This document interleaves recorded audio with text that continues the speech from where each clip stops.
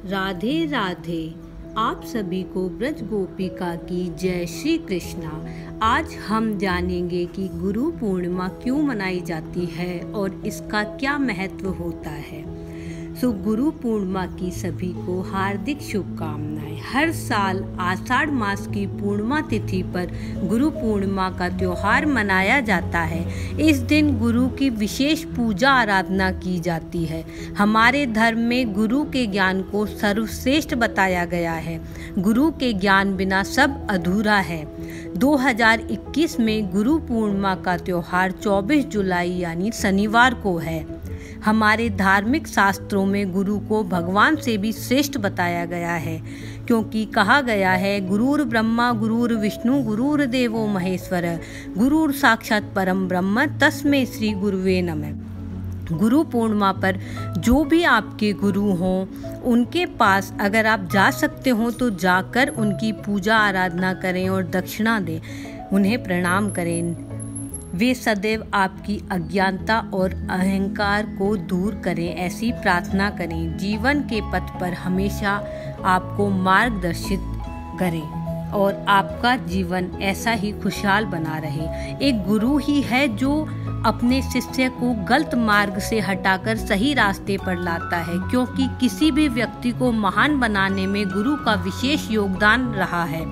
इस दिन महान गुरु महर्षि वेद व्यास जी का भी जन्म हुआ था और उनके शिष्य उनकी उस दिन पूजा अर्चना करते थे। जो अपने गुरु से ज्ञान प्राप्त किया उसके लिए उन्हें धन्यवाद देते। तभी से हर साल इस दिन सभी शिष्य अपने अपने गुरुओं की पूजा करते हैं और अब तक उनसे जो ज्ञान प्राप्त किया है उसके लिए उन्हें धन्यवाद देते हैं।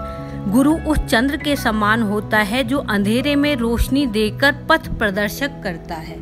गुरु भगवान तक जाने का मार्ग बताते हैं। कबीर दास जी ने भी गुरु की महिमा का गुणगान इस प्रकार किया है कि गुरु गोविंद दोऊ खड़े काके लागू पाए, बलहारी गुरु आपने गोविंद दियो बताए। अहंकार को हटाकर प्रकाश की ओर ले जाने वाले को गुरु कहा गया है। अपने गुरुओं तथा महापुरुषों के प्रति कृतज्ञता प्रकट करने का यह पर्व है गुरु पूर्णिमा।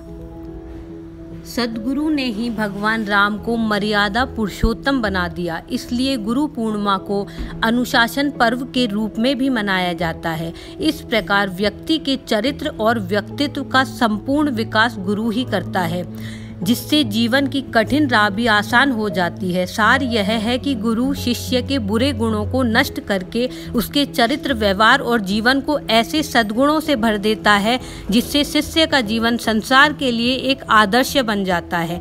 ऐसे गुरु को साक्षात ईश्वर कहा गया है, इसलिए जीवन में गुरु का होना अति आवश्यक है। हम सभी को भी अपने जीवन में ज्ञान प्राप्त करने के लिए कोई ना कोई गुरु अवश्य बनाना चाहिए। वो ज्ञान आपको चाहे किसी धार्मिक ग्रंथ से मिले, किसी सज्जन से मिले, या जिस भगवान की भक्ति से आपको वह ज्ञान या और भक्ति मिली हो, वो ही आपके गुरु हैं। उनकी पूजा आराधना करनी चाहिए। वो हमारे लिए गुरु समान पूजनीय है। फिर चाहे वो कोई छोटा हो या बड़ा हो, इससे कोई फर्क नहीं पड़ता। गुरु के बिना व्यक्ति का जीवन बिना पतवार की नाव के समान है। यदि हम पहले से भी ज़्यादा संयम, नियम और अनुशासन का पालन करते हुए अपने जीवन को शांतिपूर्वक व्यतीत कर रहे हैं तो समझना चाहिए कि यह बदलाव उस ज्ञान की वजह से ही आया है। तब एहसास होगा कि प्रभु की शरण में जाने के बाद आपका जीवन बदल गया, आपका जीवन जीना सार्थक हुआ। तब अपने आप को धन्य मानकर अपने प्रभु, अपने गुरुदेव की जय जयकार करें और प्रभु के बताए हुए ज्ञान के पथ पर सदैव चलते रहें, सदैव उनका स्मरण करते रहें। ओम गुरुवे नमः। श्री कृष्ण शरणम मम।